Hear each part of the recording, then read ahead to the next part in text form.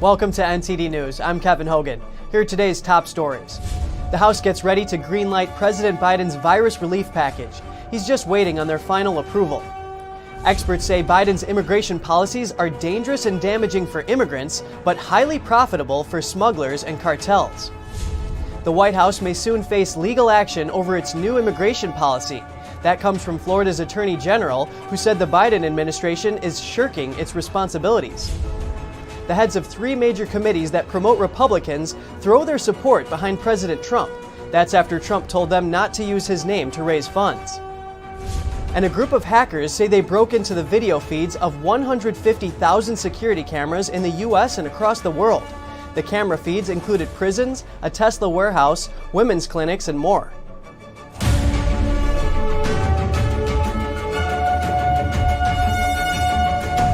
Congress is set to pass President Biden's nearly $2 trillion relief package today. The House just needs to give the final approval.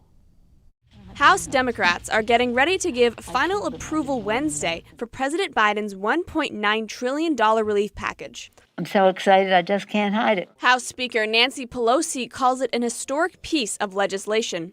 Another top Democrat's already talking about making some provisions permanent, like the child tax credit.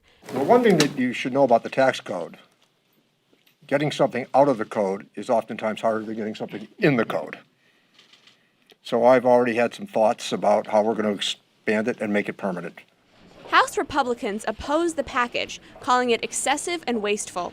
I think a lot of people have a concern that Speaker Pelosi took advantage of the crisis to fill the bill with primarily things that have nothing to do with COVID that should have been discussed separately. Another top Republican says the result of the package will be middle-class tax increases. We are going to be saddled with a burden, spending burden, and a tax burden that is really indefensible from the perspective of what it actually accomplishes. Republicans point out that less than 9% is being spent on issues related to the health crisis. For example, $160 billion goes to vaccines, distribution, and testing, compared to the $350 billion for state and local governments. But the Treasury Secretary says this should bring some measure of prosperity. In the coming days, our Treasury team is going to work to get this aid out in the quickest way possible. By the end of the year, I expect your city economies will resemble 2019 much more than 2020. The Treasury is also responsible for sending out the $1,400 stimulus checks. A nonpartisan budget group says Biden's overall package could end up costing twice as much if some of the temporary measures are extended beyond their expiration dates. Experts say President Biden's policies are enriching Mexican cartels as immigration surges. This as Biden refuses to answer questions about the escalating crisis on the southern U.S. border. There's a crisis at the border, sir. Law enforcement officials say profits from human smuggling are booming because of Biden's immigration policies. Teresa Cardno-Brown directs an immigration policy group in Washington. She says migrants have to pay off the cartels as they pass through their territory. It can cost thousands of dollars per person to make the full journey, and all of that money flows to the criminals. Law enforcement recently discovered that cartels are using colored wristbands to track who has paid. Brown says the cartels find more efficient ways to operate, just like a business. Members of both parties say Biden's policies put migrants at risk by exposing them to the cartels. Texas Representative Vicente Gonzalez is a Democrat representing a border region. He says migrants are being terrorized along the trek to the U.S. I think this policy forces them to make a 2,000-mile walk. That is very dangerous, and they're getting raped and pillaged along the way. And I think we need to come up with more common sense solutions. And doing so, Republican Representative Chip Roy tells the Epoch Times that Biden claims his policies are compassionate to migrants, but the results are just the opposite. And while the president is sitting in the White House in Washington, there are immigrants in stash houses being abused. There are immigrants being abused on the journey. There are cartels that are using these people for profit. That is happening right now. Roy says a secure border is safer for immigrants. That's because cartels operate human smuggling alongside other criminal activities. That's all integrated in then what turns into human trafficking, sex trafficking, basically slavery, modern day slavery in the United States, where people are being forced to work against their will or being forced to be in sex trade against their will. Jason Jones is a former captain for the Texas Department of Public Safety. He tells the Epoch Times that Biden's policies are a game changer for cartels and that they're out of control. Jones says the immigration crisis at the border makes life easier for the drug smugglers and predicts that the next crisis will be skyrocketing rates of U.S. drug overdoses later this year.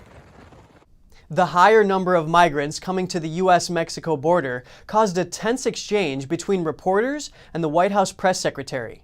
She strained to avoid answering pointed questions on immigration. NTD's Christina Kim has more. More and more unaccompanied minors are trying to cross the border these days. Migration at the southern border is seeing a sharp rise overall.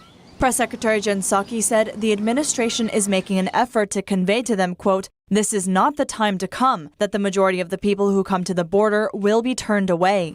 But she slipped away from answering any direct questions about whether or not there's an immigration crisis. Look, I don't think we need to sit here and put new labels on what we have already conveyed is challenging. What we have conveyed is a top priority for the president, what our policy teams are working on every single day. Psaki also dodged a question about whether the number of migrant children has tripled. Why won't you confirm that number? That's a very important number. We've been very clear that there is an increase, that there are more children coming across the border than we have facilities for at this point in time. Psaki directed the reporter to ask the Department of Homeland Security for those figures, but the reporter said the DHS would not confirm the number. I would encourage you to go back to them and ask them again. We're not going to confirm them from the White House. It's not our program. Psaki said the administration encourages transparency, but she said what's really important is the root cause of the problems and the policies to address them. She also said reporters and cameras will be let into the migrant facilities, but she didn't say when. Christina Kim, NTD News. Florida is pushing back against Biden's immigration policy. The state's attorney general says she's bringing legal action over new rules she says go against federal law. Florida Attorney General Ashley Moody says the White House is required to deport criminals that are in the country illegally, something she says the Biden administration has decided to stop doing. In a Fox News interview Tuesday, she explained the administration had already canceled Operation Talon. That's a nationwide effort targeting illegal immigrants that committed sex crimes. She added that now new guidance effectively releases serious criminals into the country. Moody says she's taking the case to federal court. Her comments follow an Epoch Times commentary written by former acting director of ICE, Thomas Homan, last week. In it, he says anti-border Democrats will never be able to abolish ICE, but that they'll work to cripple the immigration agency through defunding. Around 50 National Guard members were treated for gut issues. The Pentagon says they ate poorly prepared food. 6 of them were treated at military facilities, while the others received care at an aid station. But officials previously said the food issues were minor and did not cause illness. Recently, some of the roughly 5,000 troops on duty at the U.S. Capitol complained of undercooked food. That includes complaints of raw meat. A bipartisan group of lawmakers called for a daily food allowance so troops can purchase their own food. They also want members who bought separate meals out of concerns for cleanliness to be paid back. Nearly 2,300 National Guard troops will remain at the Capitol for another 2 months. There's new footage out that supposedly shows someone planting 2 pipe bombs in the Capitol Hill neighborhood of Washington, D.C. the evening before the breach of the U.S. Capitol building on January 6th. Ramping up its search for the person who planted pipe bombs in Washington, D.C., the FBI on Tuesday publicly released a video showing a suspect who placed explosive devices near the Democratic and Republican committee headquarters. The FBI is calling on the public to watch the video and submit any tips that may lead to that person's arrest. It shows the bombs, which were later defused by authorities, being placed between the hours of 7:30 and 8:30 p.m. on January 5th. More than 300 people have been charged in connection to the riots, but the FBI has not been able to identify the suspect who planted the explosives. The agency previously released photos of the suspect seen wearing a mask, a gray hoodie, and black and light gray Nike Air Max Speed shoes. The U.S. Capitol Police said the devices could have caused great harm, and the FBI wants anyone who recognizes anything familiar about the suspect, be it their clothes, their gait, body language, or mannerisms, to speak up. White House Press Secretary Jen Psaki addresses a Chinese state-run media outlet's report. It claims the U.S. and China are trying to set up a high-level meeting there. I have heard or seen those reports. I don't have anything to report out to you. Obviously, the president spoke with President Xi back February 10th, and we will look forward to seeking opportunities for engagement, but we don't have any details finalized or confirmed at this point. The reporter said the meeting would supposedly take place in Alaska and would aim to reset diplomatic relations. Psaki said Biden and his national security team are engaged with China and that they don't hold back their concerns, but also look for chances to work together. She didn't give details, but said there will be a range of engagements with China and other countries in the region in the months and years ahead.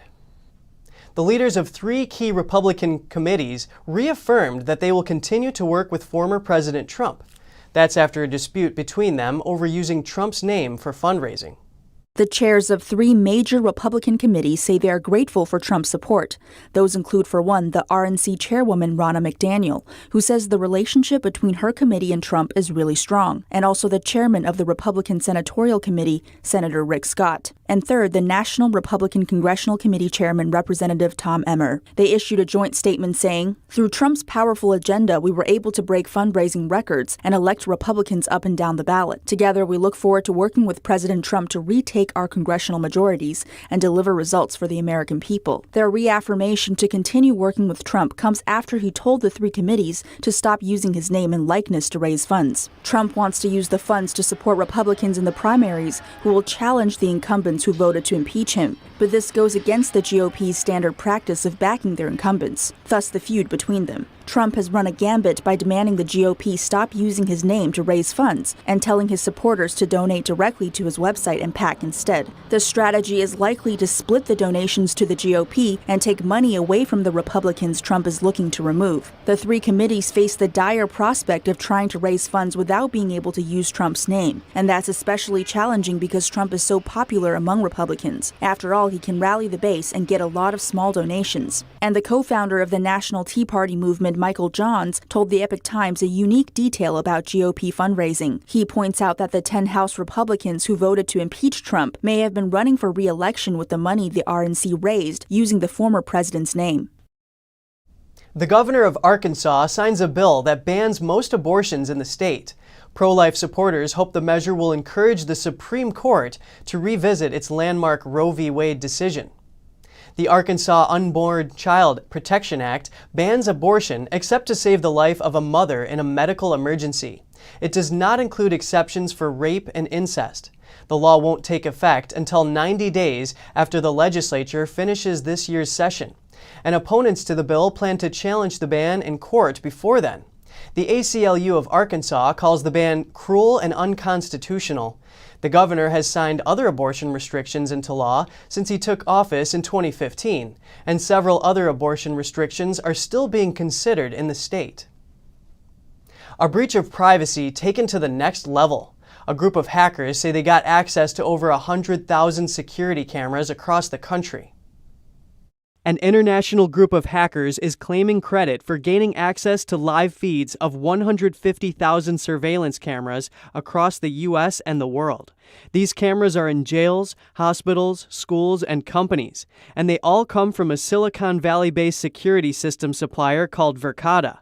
Car maker Tesla and software company Cloudflare also had their security cameras breached. A video seen by Bloomberg is believed to show a Tesla warehouse in Shanghai, China.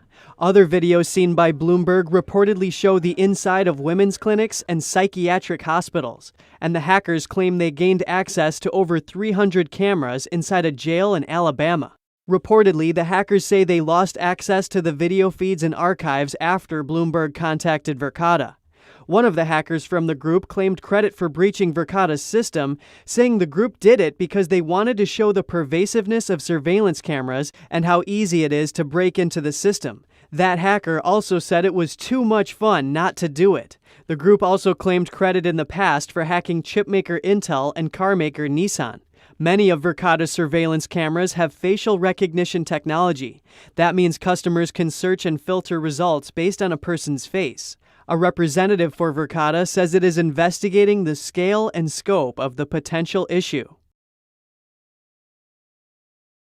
Hawaii Governor David Ige declares an emergency as heavy rains bring floods and landslides and threaten dam failures. State emergency management officials say water overtopped a dam, destroying or damaging 6 homes. There are no immediate reports of deaths. Warnings of flash floods led residents to evacuate, and the governor's office reports heavy rains have damaged roads in Maui, making some impassable. They say one bridge is completely washed out and another is displaced. But officials say they knew the dam's condition wasn't safe. It was scheduled for removal later this year.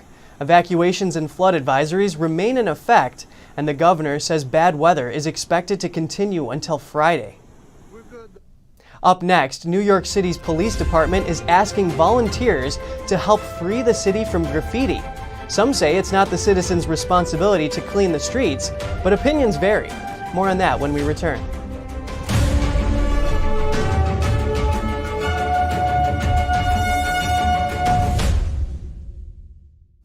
Twitter is suing Texas Attorney General Ken Paxton. The company accuses Paxton of using his office to retaliate against Twitter for banning former President Trump. NTD's Colin Fredrickson brings us more.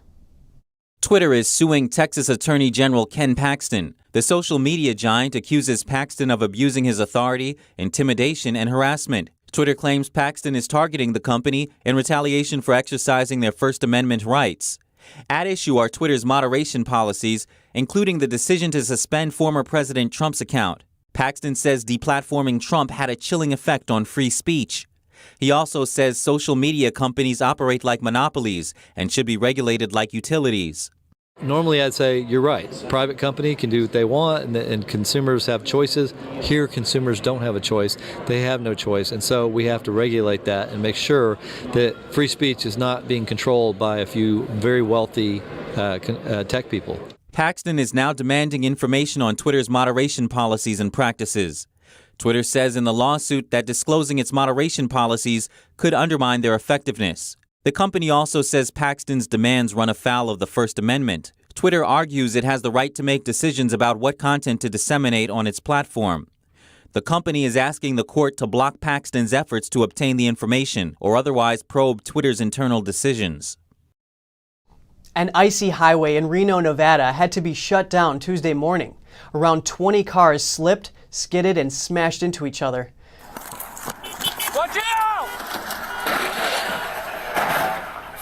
A state trooper was on the scene at US 395 in Panther Valley when the cars just kept piling up. Luckily, Sergeant Francos wasn't inside his vehicle. The Nevada Highway Patrol says 17 vehicles crashed into each other within a span of a half hour, with a few more damaged but not part of the pileup. It was the result of drivers traveling too fast on the slick roads. He wants to remind drivers, when there's inclement weather, slow down and give yourself plenty of distance and time to react. And of course, wear your seatbelt. If you're planning on hitching a ride on New York's Long Island Railroad, you might feel a bit cramped. The MTA cut back on its service, leading to crowded trains. NTD's Don Tran reports. With the recent service cuts on the Long Island Railroad, space inside trains has dwindled. So much so that some passengers have to stand. That and also social distancing. But the service cuts didn't just make things more crowded. It also means getting to your destination could take longer. They didn't take away any trains that are local. They took all the express trains basically that are in the rush hour in the mornings. They took that away, so now people who get up and take an express train, now they gotta switch and go to another train. The MTA says ridership on the Long Island Railroad remains 75% below pre-pandemic levels. But some are concerned the service cuts could lead to crowding during peak travel times. The agency says their decision is necessary to cut costs and will also speed up construction on railroad projects. One commuter working for the MTA said they hadn't cut service throughout much of the last year because of uncertainty from the pandemic. But they know this year is going to be a slow recovery. We might conceivably go into 2022 before we're back to normal capacity. This will not be over in a month or two. There's no way. Despite the grim predictions from some commuters, the chairman of the MTA says the incoming $6.5 billion from the federal government will prevent future service cuts. He said it's only a question of when. Don Tran, NTD News, New York. A New Jersey Amtrak worker is charged for stealing chainsaws and chainsaw parts. He made over $50,000 selling them through online auction sites and direct sales. AP reported that over 4 years, Jose Rodriguez sold over 70 chainsaws and about 260 chainsaw replacement parts. He sold to people across multiple states. Federal agents tracked down the stolen equipment and compared the serial numbers on file with Amtrak. Rodriguez worked at an Amtrak facility in North Brunswick, New Jersey since 2007. He's reportedly held positions like senior engineer and repairman. He faces charges for stealing government property and stealing from an agency receiving federal funds. Both charges have maximum sentences of 10 years in prison. New York City's police department is asking citizens to volunteer during a citywide graffiti cleanup day. They're also asking for donations. NTD's Arian Pastar has the story. In the 80s and 90s, New York City was full of graffiti just like this. Some are saying the city is returning to that state, and that's mainly because last year the city cut spending and stopped cleaning private-owned buildings. New York is one of the only places where calls to defund the police are heard regularly. Hopefully, somewhere it rings a bell or turns on the lights for these politicians to show, wait a second, maybe we should put more money into the budget to help clean up our streets, and in this case, especially for graffiti. Some New Yorkers we spoke with said it's not up to citizens to clean the graffiti. It's the city's job. City's job. Taking the criminals and make them clean it up. Joe says it's neither the citizens nor the police's job, but it's not entirely bad that the police is taking care of it. I believe that the sanitation department should have a special unit, a conditions unit to go out there and handle it on a daily basis. But having the NYPD start to make the initiative to try to clean up the city is a good thing. Another way to look at the cleanup is that people will come together working for a common goal. We go all work together and, do something positive.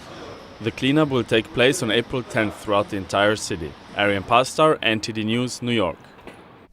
Coming up, the U.S. Commerce Secretary is found to own a stake in a Chinese tech company. It's the same company that owns messaging app WeChat, which is now under review from the Commerce Department. And a senator questions the NBA's latest deal with China. The agreement restores the basketball broadcasts inside China through the same network the regime uses to push its propaganda. Find out more in just a minute.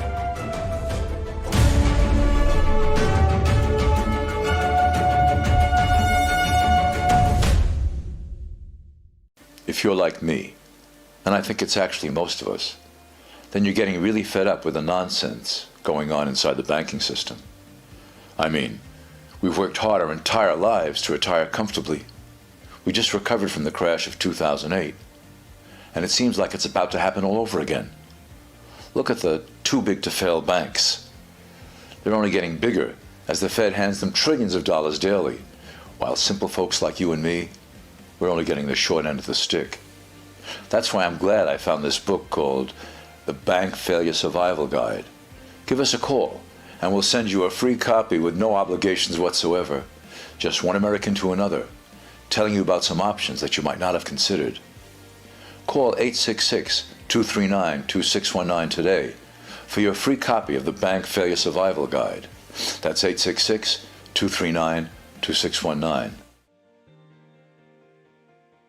When you look at TV networks in America, a soundbite and fight-it-out culture prevails on news and commentary programs. As a Canadian, I'm fascinated with America, and I wanted to offer American thought leaders an opportunity to share their thoughts in a deep dive format, where we can explore their ideas together.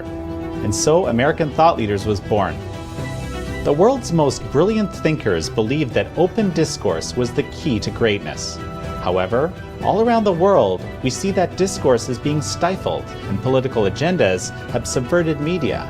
The Epoch Times launched its Global Thought Leaders program to bring back this great tradition of free thought.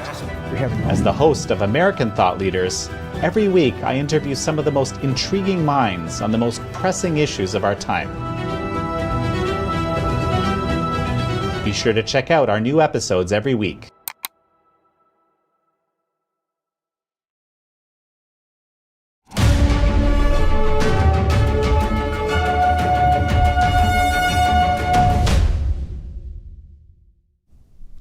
The new Commerce Secretary may have potential conflicts of interest because of a Chinese company, and a senator is questioning the NBA's deal with a Chinese propaganda mouthpiece. NTD's Tiffany Meyer brings us more on the story. The U.S. Commerce Secretary owns a stake in a major Chinese tech corporation and parent company to Chinese messaging app WeChat. The news comes to light at the same time the Commerce Department is reviewing a ban on the app. Secretary of Commerce Gina Raimondo and her husband own a stake in tech company Tencent. Their share is valued between $20,000 and $45,000. That's based on a financial disclosure filed in January with the Office of Government Ethics. Prior to her recent confirmation as Commerce Secretary, Raimondo promised to divest her other financial stakes to avoid potential conflicts of interest. But she failed to mention the Tencent stake. Raimondo and her husband did not invest directly into Tencent. They invested into two funds composed of foreign stocks, though Tencent holds the biggest position in the two funds. The Biden administration is reviewing the previous administration's executive orders related to China, including the order that banned transactions with Tencent. In February, Biden's Justice Department asked an appeals court to pause a case concerning the ban while it reviews the action. U.S. Senator Marsha Blackburn is questioning the National Basketball Association's latest business move, a deal with Chinese state television CCTV. The broadcaster resumed airing regular NBA programming over the weekend. Blackburn expressed her concerns to the Epoch Times. She said the NBA games would be broadcast on the same station that regularly airs communist propaganda and forced confessions from prisoners in Chinese detention. She asked the NBA to give details on the new deal by the end of this month, including whether the agreement bans the NBA from speaking about some of China's most sensitive topics, like Tibet, Hong Kong, Taiwan, and Xinjiang. More than a year ago, the NBA angered the Chinese Communist regime as then Houston Rockets general manager Daryl Morey tweeted in support of Hong Kong's pro-democracy protesters. As a result, Chinese businesses cut ties with the league, and CCTV stopped airing NBA games. The league also sparked controversy in July of 2020. That's when an investigation by sports channel ESPN revealed Chinese coaches at the NBA Youth Training Academy in Xinjiang had physically abused players. The NBA later terminated its relationship with the academy. Chinese telecom giant Huawei is expanding its global infrastructure build-up to yet another area, undersea internet cables. Huawei will soon be building new internet cables for France. It's going to be a 7,500 miles long undersea cable.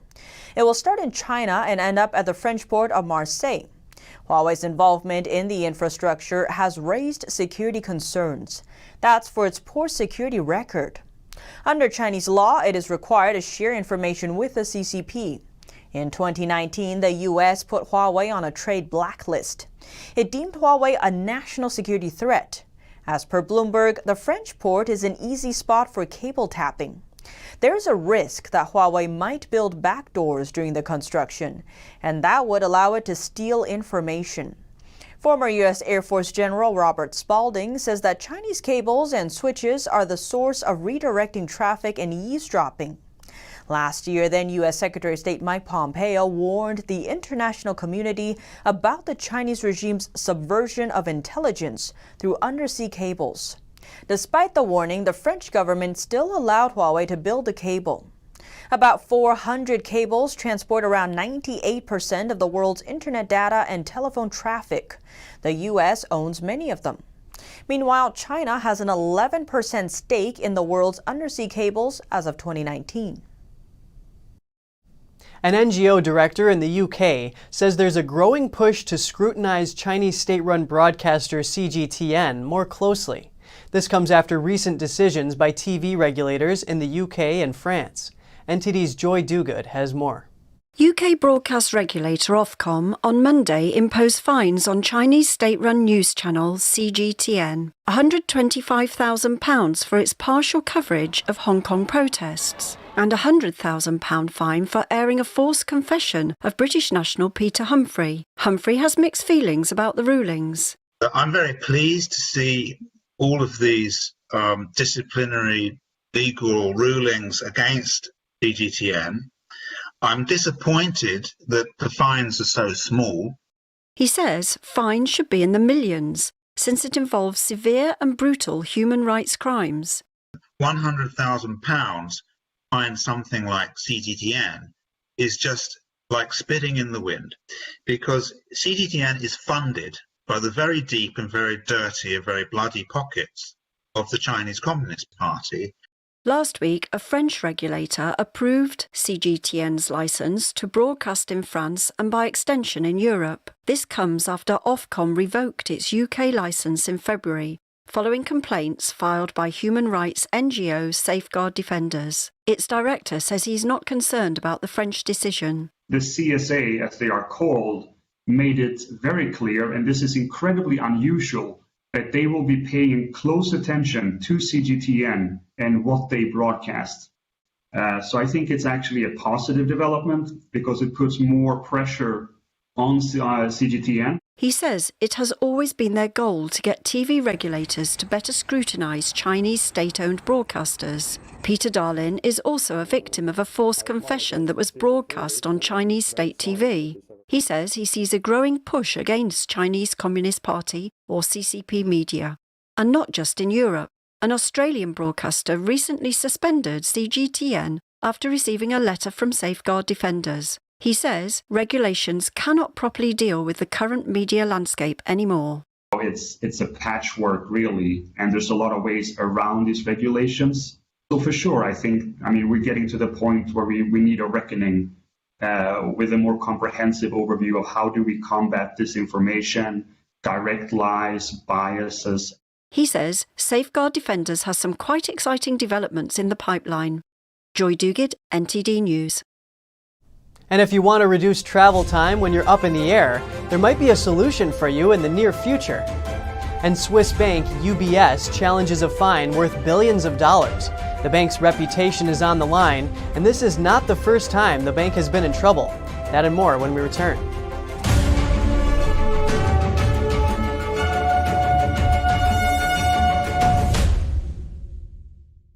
A Boston-based aerospace company is aiming to produce the next generation supersonic jet. There hasn't been a supersonic jet since 2003, when the Concorde was officially retired. NTD's Steve Lance has more on this story from LaGuardia Airport. Boston-based Spike Aerospace has a plan to roll out a supersonic aircraft by year 2022. The civilian jetliner boasts that it will have passengers from New York to London in just over 3 hours. Spike CEO Vic Kachoria says the development process is moving right along. We're just starting our next phase of development, which is to build a manned demonstrator. We'll have first flight of a test aircraft in 2022. According to Kachoria, their proprietary quiet supersonic flight technology could significantly reduce flight times. So the Spike SFA-12 will reduce flight times by at least 40%. Depending on how you're using it, 40 to 50%. This isn't the first time similar technology has been used in civilian aircraft. We asked folks how they would feel about taking an early ride on one of these groundbreaking airplanes. So yeah, it's definitely maybe breaking the sound barrier, but otherwise I think I'd be comfortable as long as, all due diligence is done. If I have to travel and go to someplace, yeah, I'll take a shot at it. Yeah, sure. But not everyone we spoke with was excited to take the voyage right away. Like anything else, I think that I'd like to see them work the bugs out of it first. I'm never the first consumer, whether it's a camera or a phone. I'd like to see them get it right first. Experts in the aerospace industry say this technology has been around for a long time and is ready for real-world application. The systems are well understood in supersonic flight. We had a long track record with Concorde, so there's a lot of data there. Spike is also focused on a state-of-the-art in-cabin experience. So the passenger can flick with their smartphone to whatever channel they want to look at. They want to see the left side or the right side, they can flip to that view. Or they can turn on a movie. Spike says that test flights will begin in 2022 and that regular passengers will begin flying in 2028. Steve Lance, NTD News, New York. Kia is issuing a recall for nearly 380,000 SUVs and sedans. They could be at risk for catching on fire. This applies to many Sportages made between 2017 and 2021 and Cadenzas built between 2017 and 2019. There's a risk that some of the electronics under the hood could short circuit, causing them to overheat and catch fire. Until the problem is fixed, the National Highway Traffic Safety Administration recommends parking the Kias outside and away from structures. That's to prevent any possible car fire from spreading. Kia will notify the owners of affected vehicles by mail beginning April 30th, and the automaker says customers will not be charged for repairs. You can also find out if a car has been recalled by going to the safercar.gov website and entering the VIN number. Hawaii may overtake California as the state with the highest income tax. Hawaii's Senate is considering imposing a tax rate of 16% on people earning more than $200,000 a year. That would make it the highest in the nation. Currently, California has the highest rate at 13.3% for people making over $1 million. Hawaii has seen a sharp drop in tax revenue because of the hit to the tourism industry, so they're looking to find other sources of income. The bill also contains increases to the capital gains tax, corporate tax, and high-end real estate sales. An investment bank is challenging a fine worth billions it got for helping its French customers hide their assets. If it sounds a little like a case in the U.S. a decade before, that's because the same company was charged with tax fraud and paid hundreds of millions in fines. UBS Group is appealing a whopping $5.4 billion fine. Its trial began Tuesday in Paris. The Swiss bank was found guilty in 2019 of tax fraud and money laundering. The prosecutor based his accusation on a former employee of the bank, Stéphanie Gibault. In 2008, my boss asked me to destroy documents that related to a client list and events I used to organize after the office of the general director was searched by police. UBS was also convicted of secretly sending Swiss bankers across the border to encourage prospective clients to move their money overseas. The trial echoes a 29 tax fraud case in U.S. courts, when the bank settled, agreeing to pay $800 million in fines. $780 million? It's almost nothing as a fine. There are similar cases. In Germany, the bank made a deal to pay $360 million in fines. The bank's guilty verdict in its 2019 trial in France is a first for the bank. Why is it important? It's the first time UBS has ever been convicted after a trial. The stakes are the reputation of the bank's stocks, but more importantly, the core of this topic is the bank's secrecy, what it's allowed or not allowed to do with its clients. The appeal case is set to end on March 24th. David Vives, NTD News, Paris. Coming up, defacing a memorial in the UK could potentially land you in jail for up to 10 years. That's according to a new law.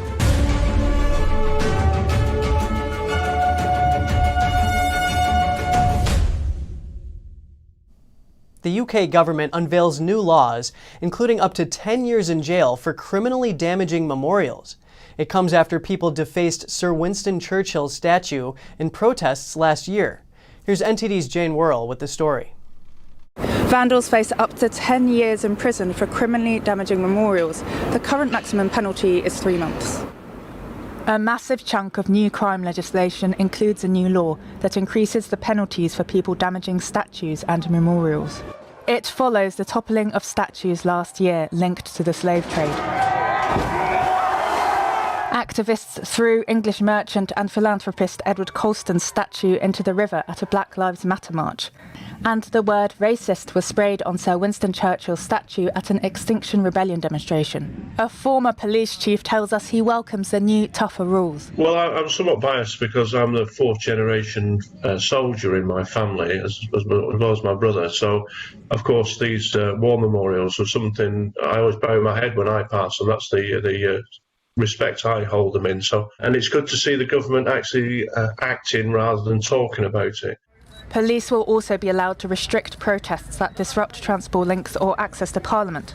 Human rights group Liberty says giving more power to police to clamp down on protests risks making it harder to hold the powerful to account.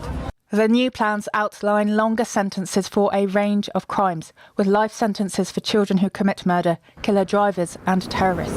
This massive piece of legislation gives more powers to police to stop and search to clamp down on knife crime. It also widens the law that prevents adults in a position of trust from abusing children. Jeng Werrell, NTD News, London. In a first for the UK, pieces of outer space believed to have come from over 180 million miles away land in a quiet village in the Cotswolds. NTD's Neil Woodrow speaks with the person who first identified it. The last time a meteorite fell in the UK was 30 years ago, but the rarity of the type of rock makes this one special. It's thought to come from very near Jupiter. Travelling at around 25,000 miles per hour, it landed in the UK just over a week ago.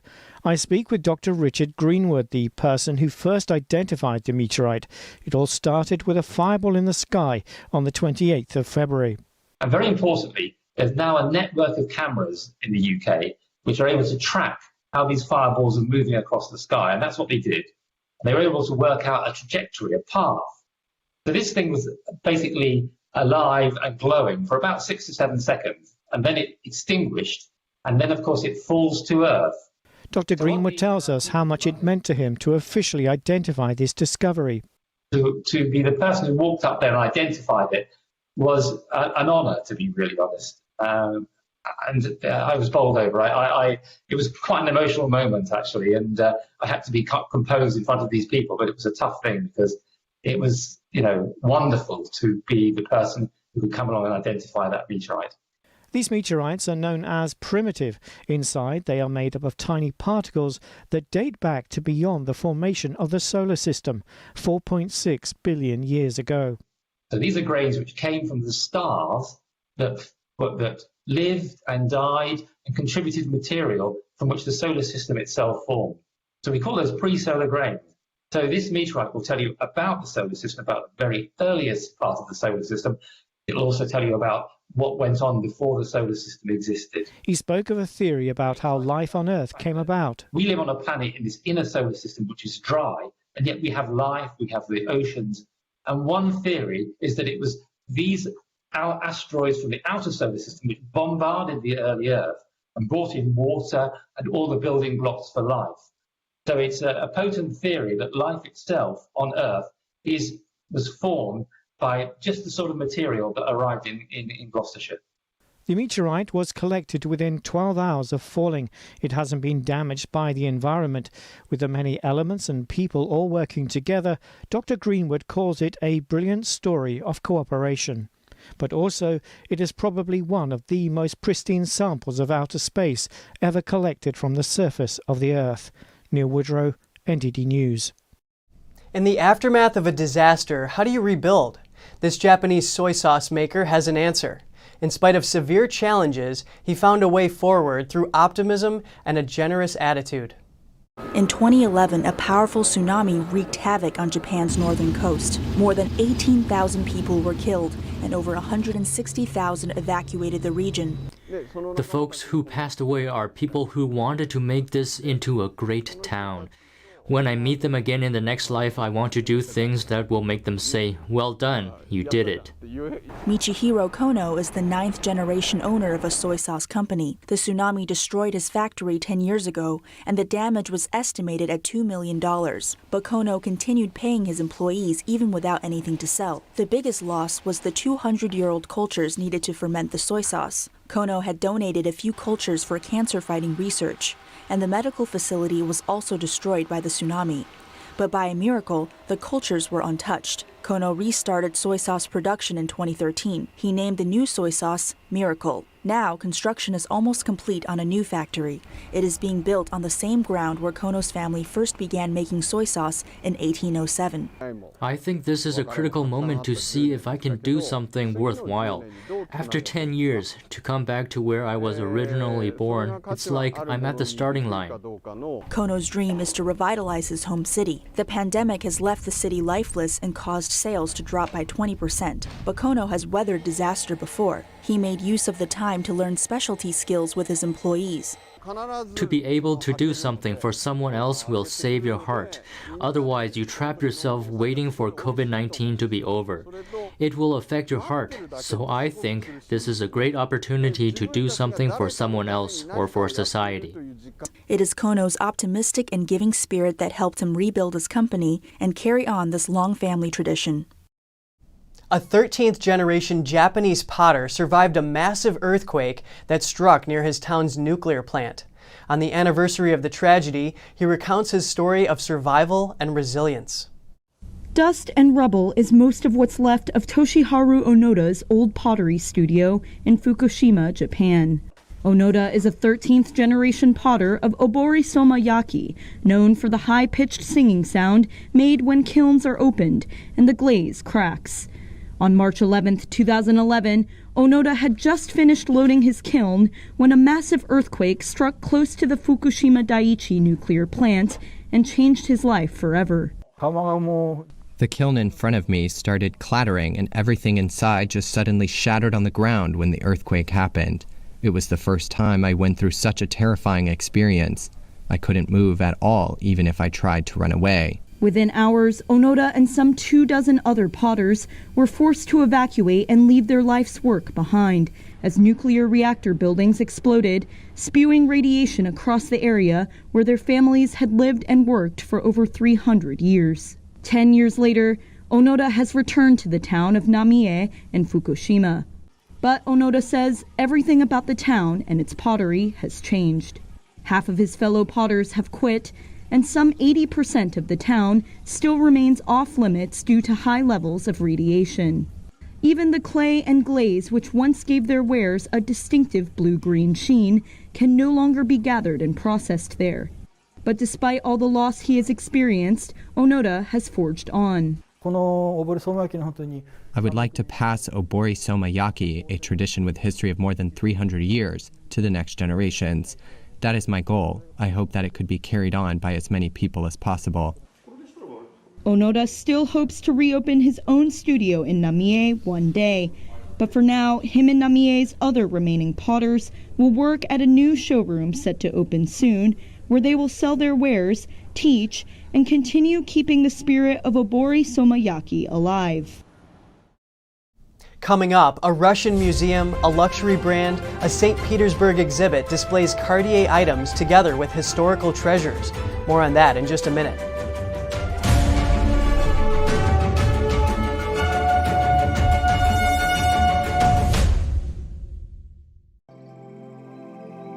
We're becoming more and more urban. We lose our connection with nature.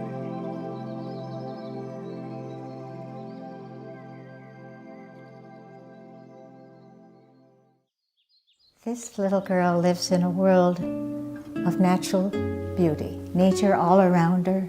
Not everybody has this opportunity. Things are growing all around her, all sort of handmade things. The artist has portrayed a scene that is so comforting and so grounded that we can experience this ourselves. The artist himself has to be absolutely natural. And it's not easy to do because children are hard to paint. Birds are hard to paint. They don't sit still. This is quite an accomplishment, reflecting nature back to us.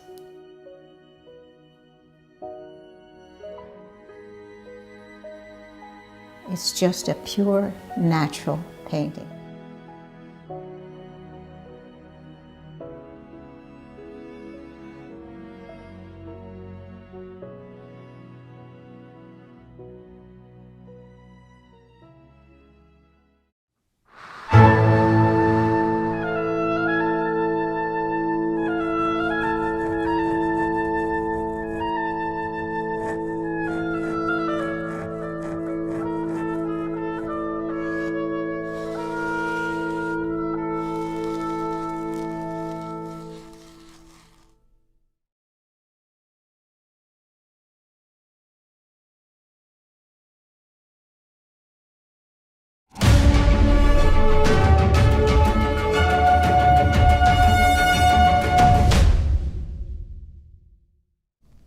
Glistening, gleaming treasures on view at a Russian museum.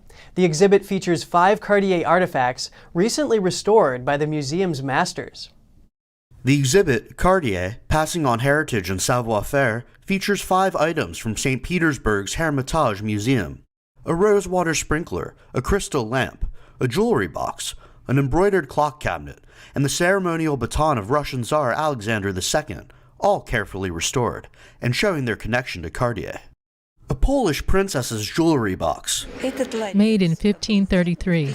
Next to Cartier cameos and bracelets that use the same varied approach.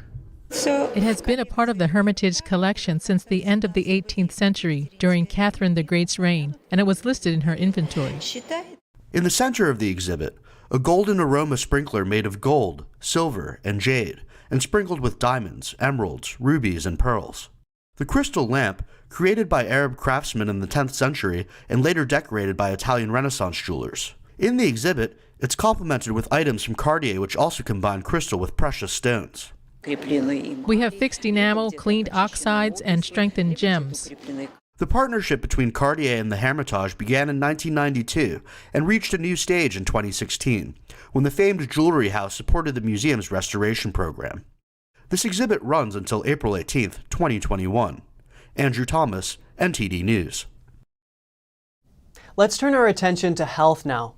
Ultra-processed foods offer convenience at the expense of our health and waistlines.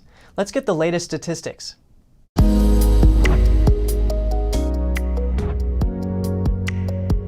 Welcome to Strong Mind and Body. I'm Gina Marie. According to the American Obesity Association, by 2030, 60% of Americans will be obese. The culprit is ultra-processed foods. These make up almost 60% of the average American's caloric intake. They're convenient, but they come at the expense of our health and waistlines. They include items such as breakfast cereals, pizza, chicken nuggets, soda, chips, salty, sweet, savory snacks, packaged baked goods, microwavable frozen meals, and instant soups and sauces. The problem is they are high in sugar, and a high sugar diet will take a toll on your health by packing on unwanted pounds at a rapid rate. Yet sugar is only one problem with processed foods. Another, which may be an even worse offender, is industrially processed seed oils, often referred to as vegetable oils. Nearly every fast food restaurant is guilty of using high levels of these toxic fats. They also use high amounts of refined sugar and grains. This is why it is so important to prepare as much of your food at home as you can so you know what you are eating. Grains are also driving obesity. Whenever sugar and white flour are added to a population's diet, regardless of what their baseline disease rate is, you eventually end up with an epidemic of obesity and diabetes. Some of the damage caused by processed foods have gone mainstream, as it's become clear that obesity plays a role in COVID-19 deaths. London-based cardiologist Dr. Aseem Malhotra is among those warning that poor diet can increase your risk of dying from COVID-19 via its role in obesity and related conditions. He wrote on Twitter the government and Public Health England are ignorant and grossly negligent for not telling the public they need to change their diet now.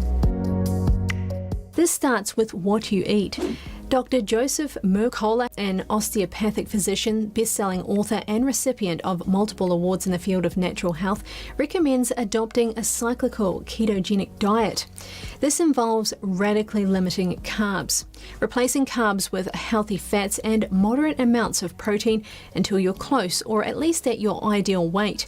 This ultimately allows your body to burn fat, not carbohydrates, as its primary fuel. This includes avoiding all ultra-processed foods and also limiting added sugars to a maximum of 25 grams per day. Try to address the emotional side of eating and swap ultra-processed foods for whole foods while staying active as much as you possibly can. You'll naturally lose weight and also propel your overall health in a positive direction. Thanks for watching. And that's all for now. Catch us again tonight at 6:30 Eastern. I'm Kevin Hogan.